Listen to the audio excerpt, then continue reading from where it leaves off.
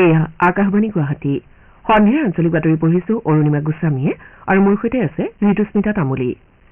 এতিয়া প্ৰধান বাতৰিসমূহ হ'ল বিজেপিৰ জ্যেষ্ঠ নেতা তথা প্ৰধানমন্ত্ৰী নৰেন্দ্ৰ মোদীয়ে অসমত নিৰ্বাচনী প্ৰচাৰৰ পৰিপ্ৰেক্ষিতত গুৱাহাটী মহানগৰীত কটকটীয়া নিৰাপত্তা বেষ্টনী নিৰ্বাচনৰ প্ৰাক্ষণত আন্তঃৰাজ্যিক তথা আন্তঃৰাষ্ট্ৰীয় সীমান্তসমূহত সম্ভাৱ্য কুটাঘাতমূলক কাৰ্যকলাপ প্ৰতিৰোধ কৰিবলৈ ৰাজ্যত কঠোৰ পদক্ষেপ গ্ৰহণ প্ৰথম পৰ্যায়ৰ লোকসভা নিৰ্বাচনৰ পূৰ্বে দেশত বিধি বলবৎকাৰী সংস্থাসমূহৰ 4,650 কোটি টকাতকৈ অধিক মূল্যৰ সামগ্ৰী জব্দ সাদিনীয়া ৰঙালী বিহুৰ তৃতীয় দিনটো আজি গোসাই বিহু হিচাপে পালন আৰু IPL ক্ৰিকেট প্ৰতিযোগিতাত আজিৰ এখন খেলত ৰয়েল চেলেঞ্জাৰ্ছ বেংগালুৰু ছানৰাইজাৰ্ছ হায়দৰাবাদৰ বিৰুদ্ধে অৱতীৰ্ণ।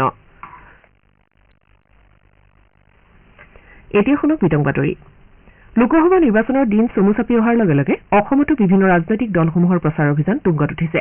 বিজেপিৰ জ্যেষ্ঠ নেতা তথা প্ৰধানমন্ত্ৰী নৰেন্দ্ৰ মোদী নিৰ্বাচনী প্ৰচাৰ চলোৱাৰ লক্ষ্যৰে কাইলৈ সন্ধিয়া গুৱাহাটীত উপস্থিত হ'ব।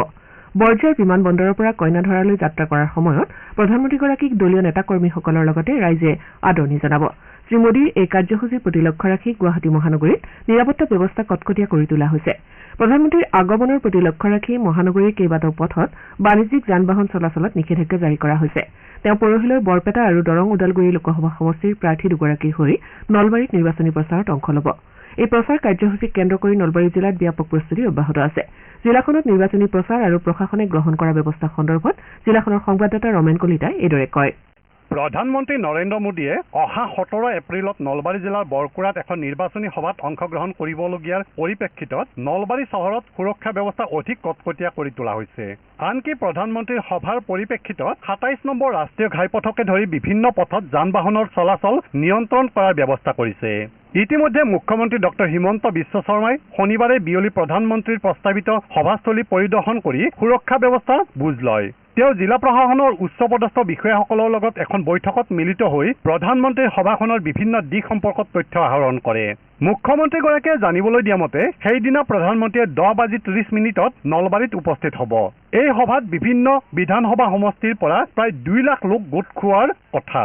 দেশৰ প্ৰধানমন্ত্ৰীগৰাকীৰ সুৰক্ষাৰ দিশৰ প্ৰতি লক্ষ্য ৰাখি নলবাৰী জিলা দণ্ডাধীশ বৰ্ণালী ডেকাই এক নিৰ্দেশযোগে ভাৰতীয় দণ্ডবিধি আইনৰ 144 ধাৰাৰ অধীনত জিলাখনৰ বৰকুৰা, হৰিপুৰ আৰু লাউদল অঞ্চলত ড্ৰোনৰ উৰণ নিষিদ্ধ কৰিছে। বিজেপিৰ ৰাষ্ট্ৰীয় সভাপতি জে পি নাড্ডাই অহা 18 এপ্ৰিলত কোকৰাঝাৰত নিৰ্বাচনী প্ৰচাৰত অংশ লোৱাৰ কথা।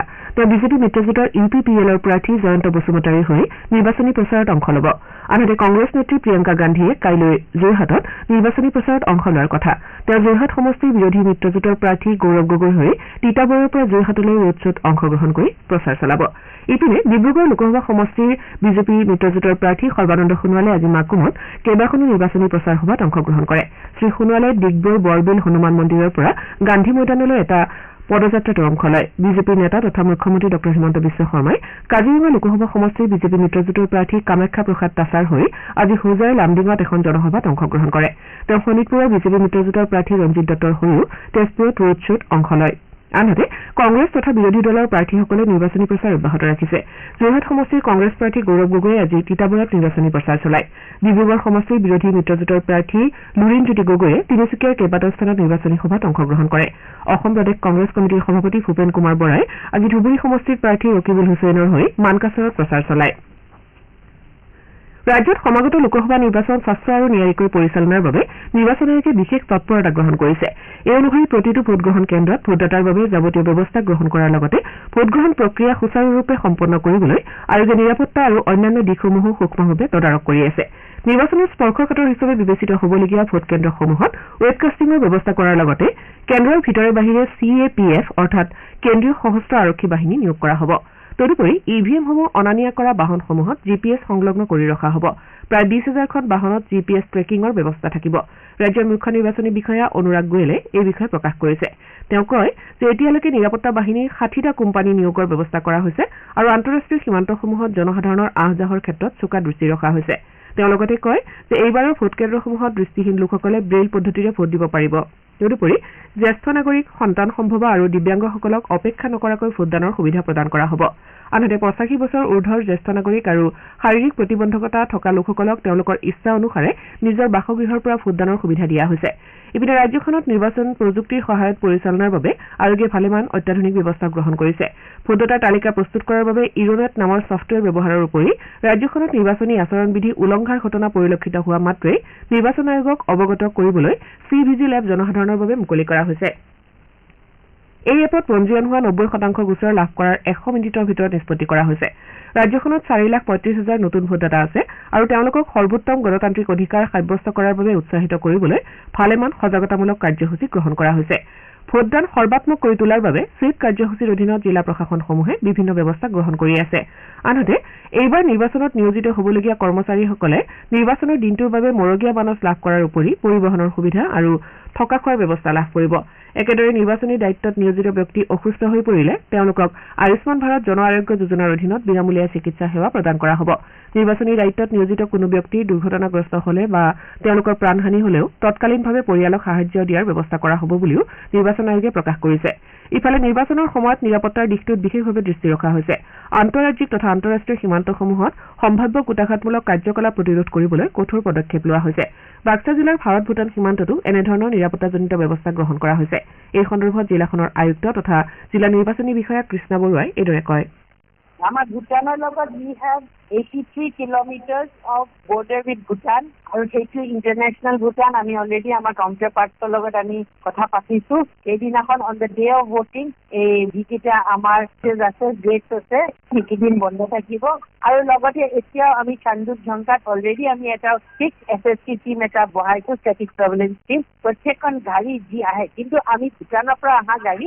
আমি চেক কৰিব নোৱাৰো তেওঁলোকৰ যদি ট্ৰানজিট থাকে ধৰক চান্দুক ঝংকাৰ পৰা তেওঁলোকে নামলাঙলৈ যোৱা যদি ট্ৰানজিট পাছ থাকে আমি ইণ্ডো ভূটান চুক্তি হিচাপে আমি চেক কৰিব নোৱাৰো কিন্তু যদিহে তেওঁলোকে আমাৰ গাড়ী যিবিলাক অহা যোৱা কৰিছে আমি প্ৰত্যেকখন গাড়ীকে চেক কৰিছো আৰু যদি আমাৰ যদি কিবা এটা সন্দেহ হয় তেতিয়া আমি তেওঁলোকক আমি জনাইছো যে এখন গাড়ীত আমাৰ সন্দেহ হৈ আছে আৰু আমি ইলিচিট লিকাৰ ভূটানিজ লিকাৰো আমি যথেষ্ট ইউজ কৰিছো এতিয়ালৈকে আৰু সেইখিনি আমি অলৰেডি আমি ওপৰ মহললৈ আমাৰ এক্সপেণ্ডিচাৰ অবজাৰ্ভাৰ আহিছে আমি এক্সপেণ্ডিচাৰ অবজাৰ্ভাৰক আমি জনাই লোকসভা নিৰ্বাচনৰ ৭৫ বছৰীয়া ইতিহাসত বিধি বলবৎকাৰী সংস্থাসমূহে এইবাৰ অভিলেখ পৰিমাণৰ ধন জব্দ কৰিছে সমাগত লোকসভা নিৰ্বাচনৰ পূৰ্বে সংস্থাসমূহে যোৱা ১ মাৰ্চৰ পৰা প্ৰতিদিনে ১০০ কোটি টকাকৈ জব্দ কৰিছে দেশৰ নিৰ্বাচন আয়োগৰ তথ্য অনুসৰি বিধি বলবৎকাৰী সংস্থাসমূহে প্ৰথম পৰ্যায়ৰ নিৰ্বাচনৰ পূৰ্বে এই পৰ্যন্ত দেশত ৪,৬৫০ কোটি টকাতকৈ অধিক মূল্যৰ সামগ্ৰী জব্দ কৰিবলৈ সমৰ্থ হৈছে তথ্য অনুসৰি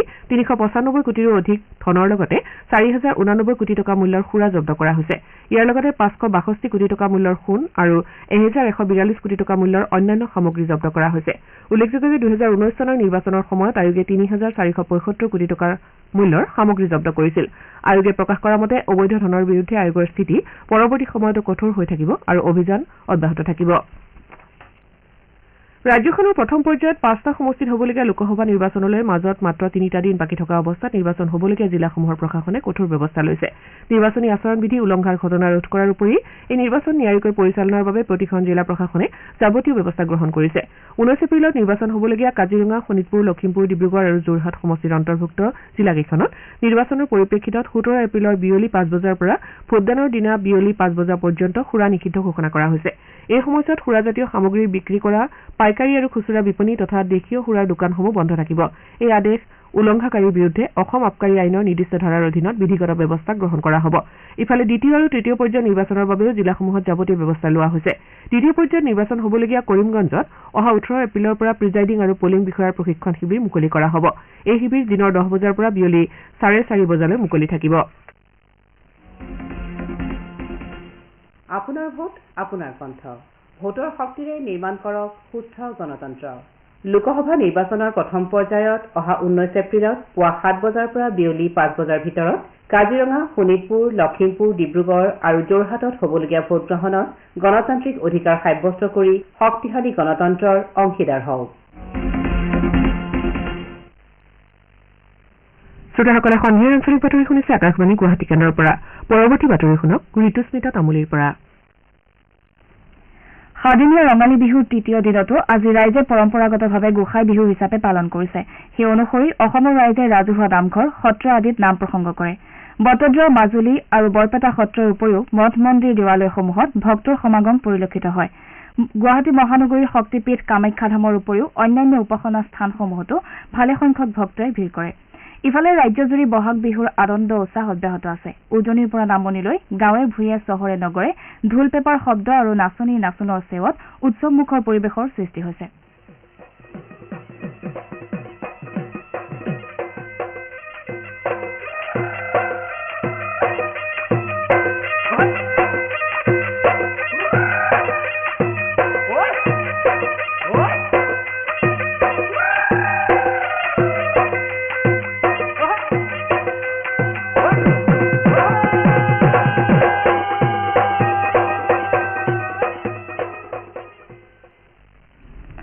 ৰাজ্যপাল গোলাব চান্দ কাটাৰিয়াই আজি গণেশগুৰিৰ ৰঙালী বিহু সন্মিলনত অংশগ্ৰহণ কৰিব। ৰাজ্যপালগৰাকীয়ে ভাষণ আগবঢ়োৱাৰ পাছত বাৰেৰহণীয়া সাংস্কৃতিক অনুষ্ঠান অনুষ্ঠিত হ'ব।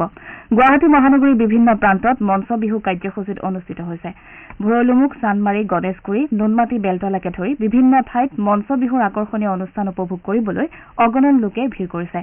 আনহাতে শিৱসাগৰৰ তলাতল ঘৰ প্ৰাংগণত মুকলি বিহু অনুষ্ঠিত হৈছে। বিহুৰ সৈতে সংগতি ৰাখি কণী যুঁজ, বিহু হুঁচৰিৰ লগতে বৰ্ণাঢ্য সাংস্কৃতিক অনুষ্ঠানৰ আয়োজন কৰা হৈছে। সদৌ অসম ছাত্ৰ সন্থাৰ উদ্যোগত শিৱসাগৰ নগৰত বৰ্ডিং খেলপথাৰত মুকলি বিহু অনুষ্ঠিত হয়। এই অনুষ্ঠানত বিহু হুঁচৰিৰ লগতে কেইবাটাও সাংস্কৃতিক দলে জনগোষ্ঠীয় নৃত্য পৰিৱেশন কৰে। অনুষ্ঠানত কেইবাগৰাকীও বিশিষ্ট ব্যক্তিক সম্বৰ্ধনা জনোৱা হয়। ৰাজ্যখনৰ বড়ো জনগোষ্ঠী অধ্যুষিত অঞ্চলসমূহৰ জনসাধাৰণে বিহুৰ সমান্তৰালভাৱে ব্যাপক উৎসাহ উদ্দীপনাৰে তেওঁলোকৰ কৃষিভিত্তিক উৎসৱ ৰংজালী বৈশাগু পালন কৰিছে।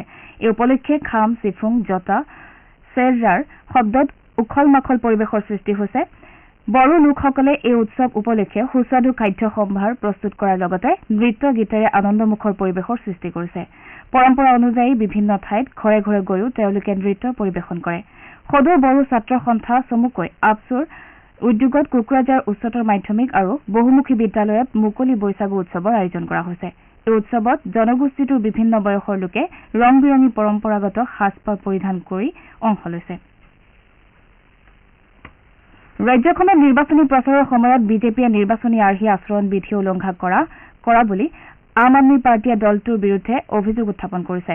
আয়োগলৈ দলে প্ৰেৰণ কৰা এখন পত্ৰত যোৰহাট সমষ্টিৰ বিজেপিৰ প্ৰাৰ্থী তপন কুমাৰ গগৈৰ সমৰ্থনৰ সাংবাদিকৰ সৈতে মত বিনিময়ৰ এটা কাৰ্যসূচীৰ সময়ত এজন লোকে ধনৰ লেনদেন কৰা দৃশ্য কেমেৰাত ধৰা পৰা বুলি উল্লেখ কৰিছে। এই কাৰ্যই নিৰ্বাচনী আচৰণ বিধি উলংঘা কৰা বুলি দলটোৱে অভিযোগ তোলে।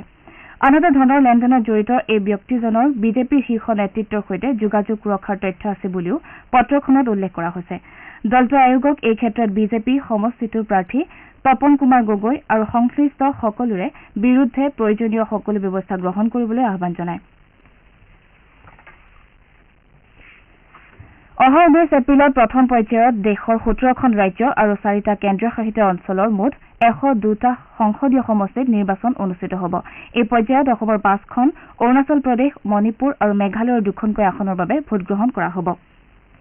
উত্তৰ পূৰ্বাঞ্চলৰ নিৰ্বাচন অনুষ্ঠিত হ'বলগীয়া আটাইকেইখন ৰাজ্যতে যাৱতীয় প্ৰস্তুতি প্ৰায় সম্পূৰ্ণ হৈছে। মিজোৰামত প্ৰথম পৰ্যায়ৰ নিৰ্বাচন সুকলমে পৰিচালনা কৰাৰ বাবে সুৰক্ষা ব্যৱস্থা কটকটীয়া কৰাৰ উপৰিও সকলো ব্যৱস্থা গ্ৰহণ কৰা হৈছে।